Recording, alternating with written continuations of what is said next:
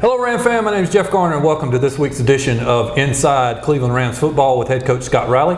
As always, I'm joined by the head coach here, Scott Riley. Again, Scott, good to see you again. Thank you. Thanks for being here. First off, let's get right into it. Congratulations on a huge win this past week. Rams began their conference slate of games with, again, a huge win against a conference rival and a very talented conference rival in Triton. Final score 42-40. Actually, the way it worked out, Triton actually got off right off the bat really well.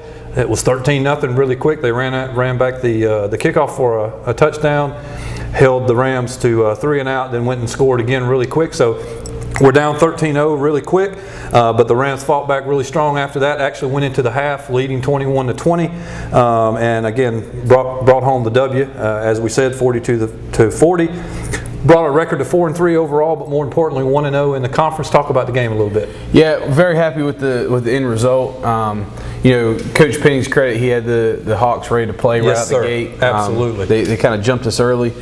I feel if you take out the first 2 minutes of the game and the last 2 minutes of the game, we win an easier one than we did. Yes. But we made it interesting there at the end with some great plays by them, and then some poor execution on our own end. But you know, at this point in the season, it's kind of a win in advance type mentality, like you'd have in the playoffs. So getting the end result's the most important thing.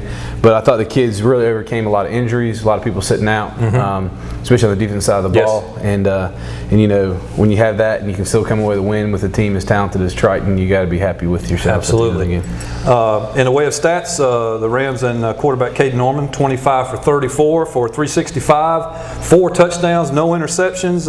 At one point in the game, Coach, he had a string of 10 consecutive between the mid of the second quarter, I think, through around the mid of the fourth, somewhere in that, but 10 consecutive. He was on fire. Another solid and impressive performance by your quarterback. Yeah, he's done a great job throwing the football for us. And you know, Thursday night was no exception to that rule. You know, that's right when that's 10 straight completions, right where that offense was humming, and we built our 2-score lead. So very, very good performance from him and the receivers and O-line and all across the board. Score 42. Absolutely. On a Hawks team that hasn't given up more than 30 all year. Absolutely. And again, you mentioned receivers. If Caden's throwing it, you got to have people catching it. And I really thought that probably was the most distributive game maybe that we've had. I don't know if I didn't look at the stats that closely, but 6 different receivers caught the ball. Jacob Scott led with 9 catches for 150. Jake Mason had 7 catches, 99, and 3 touchdowns. Sophomore Jawal Williams, 3 catches, 67 yards in a score. You throw in Barnes, Duck, and Dew also had yardage. The receivers had a big day. Absolutely. You know, it's a pretty deep core.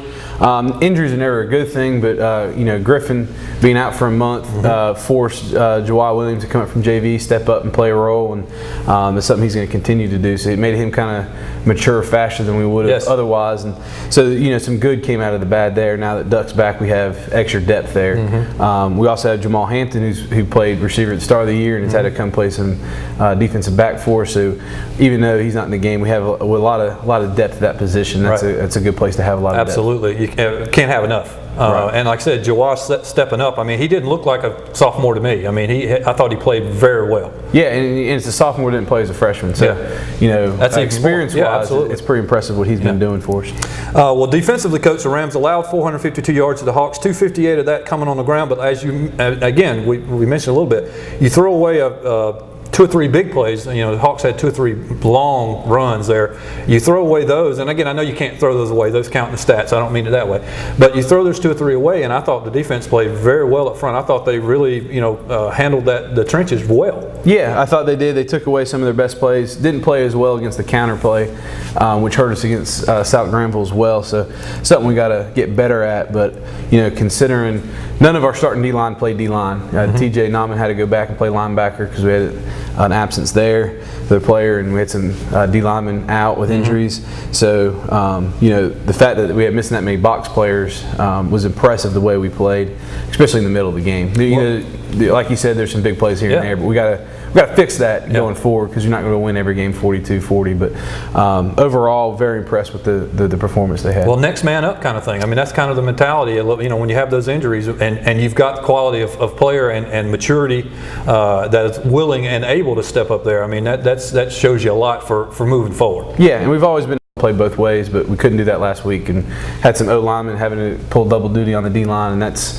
when you have a receiver doing that at DB, it's a little, not to say that's easy. Yeah, a little different. It was a little less rigorous than having people pound on you every play. Every play. So very impressed with those kids that could do that for us, the Whitmers included. Absolutely. In doing that. Well, one more very important stat, Coach, and we talk about it every week, might be the most important stat, at least in my mind, between the score itself, was the turnover battle. Rams didn't turn the ball over, and we took 3 away from the Hawks. So, I mean, we won that battle. That's a big one. It's absolutely the difference in the game, especially with a close game. If you take away the last 2 minutes, it's really a 2-score game, but that's the difference in it. You gotta get stops however you can get them, and if you don't turn the ball over, we're hard to beat. Absolutely. Again, you've said it a minute ago, and I say it as well. In this type of, at this point of the season, in conference games or whatever, you do what you have to do to win the game. Survive and advance. And again, I think offensively and defensively, I thought that's what the Rams did. When they needed to make a play, both sides of the ball, they did it. Held the other team when they needed to. Again, it was a close game, but again, you play to win the game. And I think the Rams did a great job of that. Yeah, very proud of the way they performed. Okay, well, speaking of plays, Coach, as we do each week, I've queued up some of the ones that I'd like for us to look at. If you wouldn't mind, as always, step through it here and talk us through here. The first one, Coach, we're in the first quarter, and after recovering a Hawks fumble on the punt return, the Rams have a first down on the Hawks 15-yard line. Sophomore Tyson Dew takes the handoff and scores for the Rams' first touchdown.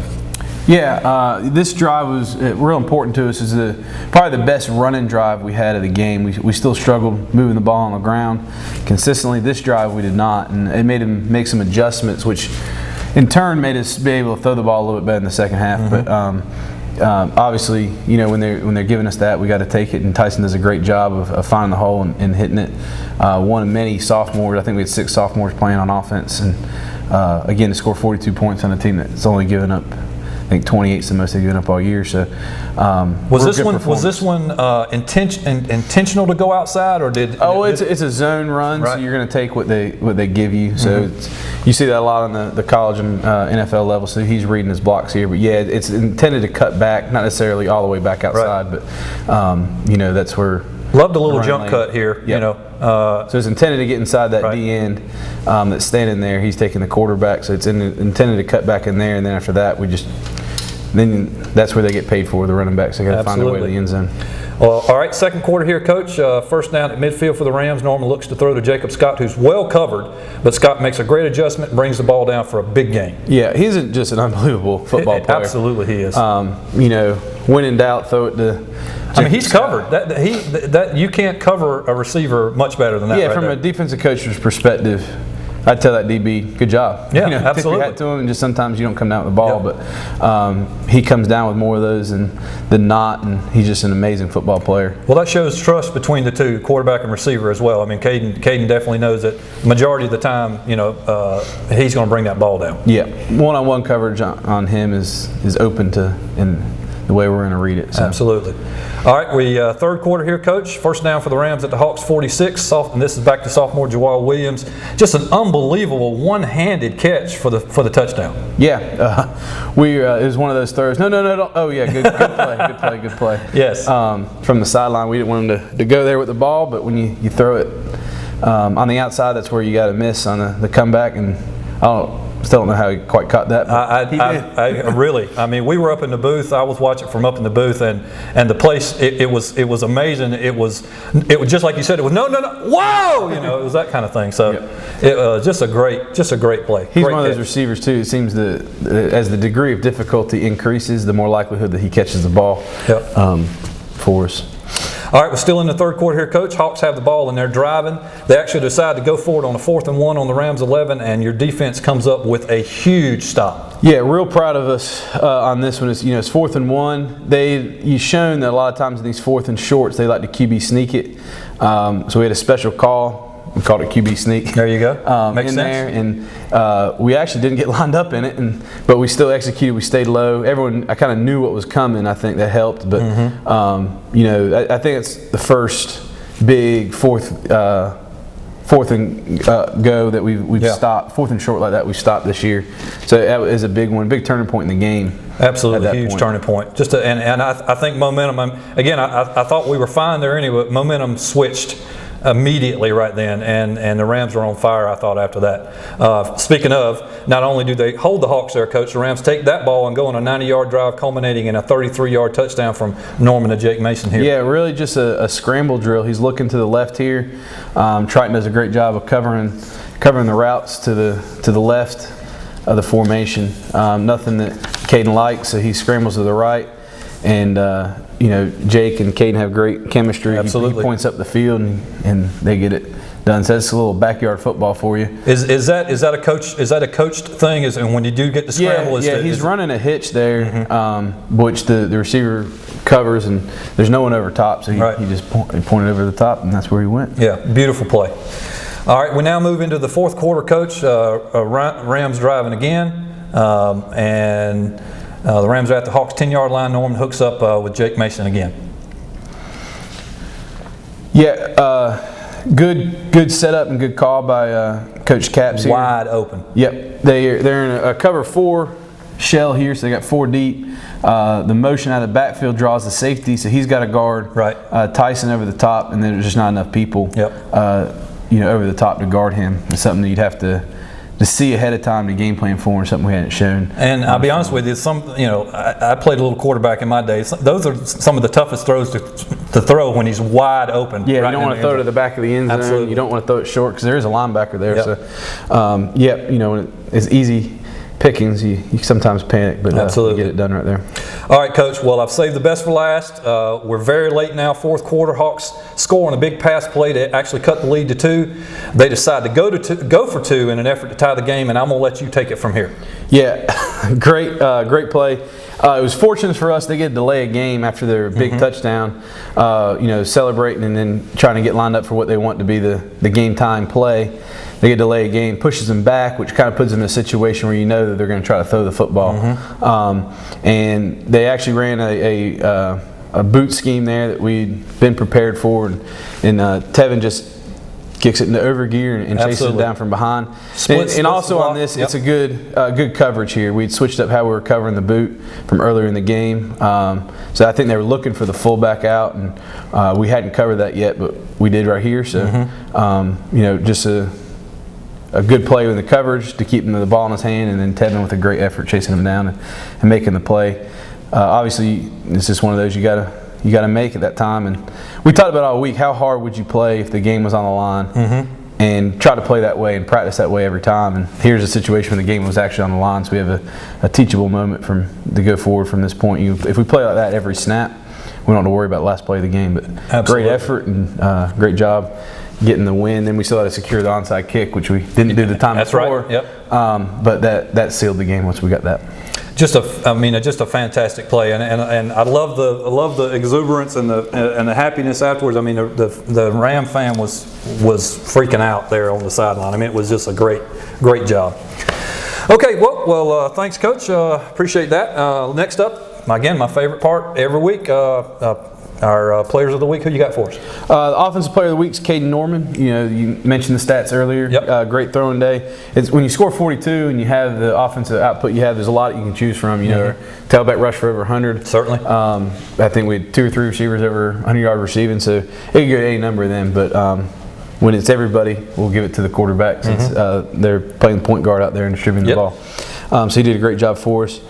Defensive player of the week goes to TJ Nauman. Awesome. He had 13 tackles, playing linebacker, and he'd been a D lineman for 5 years. So to make that transition in a week is great. We hope just to be somewhat productive and be in the right place most of the time. And I think he had like 1 misread, so did a great job moving back 5 yards and running down. What was his I won't say mentality, that's not the right word I was looking for, but what was his demeanor when you let him know, hey, we're going to need you here in the linebacker spot? And all right, yeah, let's go. That's got Joel Bjorn had to do the same thing. The opposite, he had to go down and play D line where he's been playing linebacker. And at first he was kind of like, me? I'm only 150 pounds, but we wanted a faster guy to slant in the holes, and he did a great job there. So we got to do what we got to do to get in position to win the football games. And we've been talking a lot. It's not about you; it's about the team. And they definitely embrace that. And that's great. Did a good job for us. Special teams player of the week goes to Tion Minkins. That first kickoff gets returned for a touchdown. Right. And then the next kickoff, I think it was the next kickoff, we try to kick it out of bounds, but it stays in bounds, goes a little bit deeper than we wanted to. Same return, and Tion flies down there, takes the guy, smokes him, and throws him down like the 9-yard line. Yes. So a big swing of momentum there based off the first kickoff. You know, if they return another one there, it's kind of a panic zone every time we kick off. So setting the tone and putting them behind the chains. I think they pick up a first down or two, but don't complete the drive. So when you start the ball on the 40 or the 50 or midfield, you know, they get 1 or 2 first downs, then they're in 4-down territory. So you know, starting at the 9 really flips the field for us, and that was a big special teams play. So he gets special teams player of the week. Well, you mentioned panic was that's a good word. I never saw that. Never saw panic, you know, in any of them. I don't know what it felt like on the sideline, but I mean, I never saw that. Even 13 down, you know, or anything, or even towards the end, like I said, you know, you throw out the first few and the last few. I mean, it was a close game, but I never saw, oh my gosh, oh woe me, or you know what's, you know, anything happen. I mean, I saw a determined Ram football team. Yeah, I think you know, the non-conference prepared us for that. Makes a difference, absolutely. We had, you know, I think in that Garner game when we got down, there was a little you know, can we do this? Yeah. And then in the West Johnston game, same thing happened in the first half. But the way we came out and played in the second half, just I think taught them, if you guys just put everything else behind you, play one play at a time, it'll take care of itself. You can take care of itself. Yes. And you know, with a young team, it takes a while to mature, and I think they're getting there. So I do too. It was a good sign that you know, down 13-0, we're like, we'll be all right. Yeah. So. Well, even the coach afterwards. I'm sorry to interrupt, but even the coach afterwards, I saw some of the quotes after the game, and he was quoted as saying, "That's nothing against this team." You know, we knew. Now, you know, how much of that I don't know, but I mean, he was saying, look, you know, he was telling his kids just the opposite. Look, 13's nothing against this team. Yeah. And they did. The trench player of the week, we're gonna give it to twins. So Colby, the twins, and Cameron Whitmer. Yeah. Mainly because they play both sides of the ball. Playing offensive line and defensive line is a tough task, and they did both very well. Rotated with each other. You know, Cameron got hurt at the end of the game. Finished the series out with what turns out to be a pretty serious shoulder injury. So, 2 tough kids, and they really stepped up for the team. Taking on a bigger role than they normally would have, and a bigger role than we've really asked anybody at Cleveland High to ever do. So, real impressed with their performance. I don't know that I've seen I mean, I'm sure we have. I don't want to downplay any of the rest of the players, any before or after, but those 2 guys, they give it 100%. I mean, you know that you're going to get everything they got on every play. Yep. Yeah. And so they're our Trenches Player of the Week. They can share it with each other. The Scout Team Player of the Week goes to Jonathan Kistner.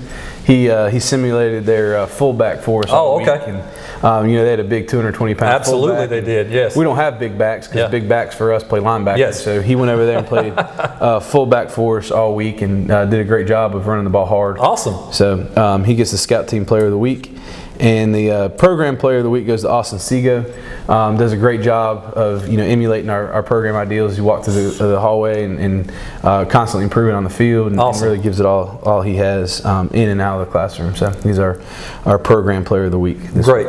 That's great. Again, my favorite part of the show, I know I say that every time, and Ram family, you're probably tired of me saying it, but it just is. I love when the players get recognized. And again, we could have 100, we could have 20 or more of these awards. It's not that kind of thing. I mean, players, you know, everybody's doing a great job, but just love when the, you know, players get the recognition that they deserve. So absolutely.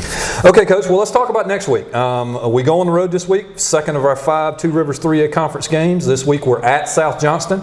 But before we get to the specifics, however, Coach, as everyone knows, we here in North Carolina have had to withstand some serious weather due to in the past week due to the result of Hurricane Matthew.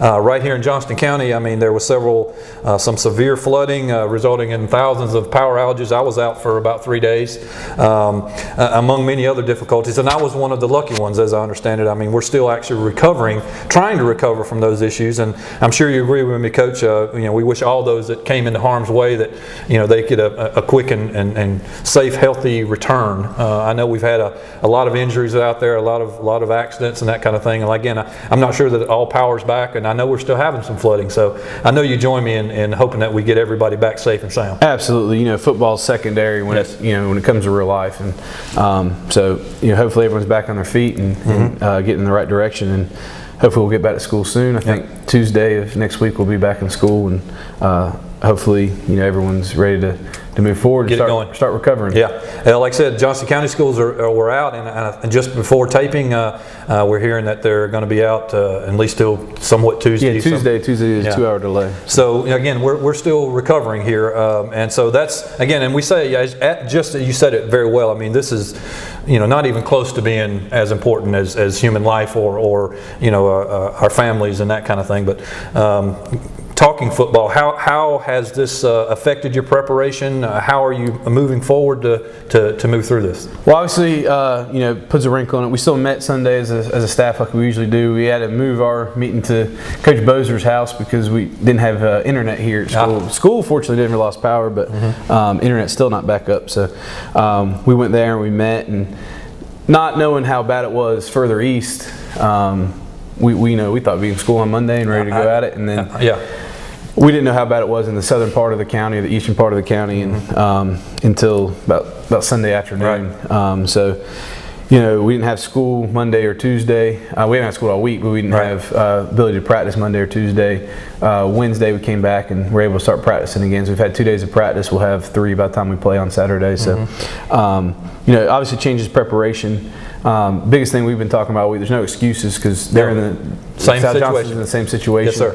The flooding and the power outage is much worse down in that Benson area, so better off in that capacity by a long shot. So we just got to make best we can with what we got and move forward. It's been one of those years, hasn't it? I tell you. Yeah, we were talking about it. There's only been 1 week we've had a normal week. We've been in school the whole week, and we played a JV and varsity game. It was a Terry Sanford week, so it's just one of those weather Just one weeks. of those, yeah. And I really give a big shout out to our parents with the pregame and post-game meals. Those parents plan probably months in advance to get those meals put together for when it's their turn, and then all of a sudden we call them the day before. We're like, well, the game got moved. Yeah. So, and they've been unbelievable about all those little things. Make a difference. Absolutely do. So, big shout out to the parents with all their support and help. We'll give them an award too. Yeah, the Parents Award this Parents week. Award. There you go. Okay. All right. Well, the Trojans are bringing in an overall record coach of 3-4, and are also 1-0 in conference play after defeating Western Hornet this past week, 20-17. Offensively, they come in averaging about 20 points a game. They average about 20, giving up about 29 points a game. And as we spoke at the very beginning of the season, the Trojans coach from the past years, Hunter Jinks, actually took over the program at Clayton, as you know. That resulted in Matthew Rigsby coming over from a very successful West Craven team. He's taken over the reins now at South.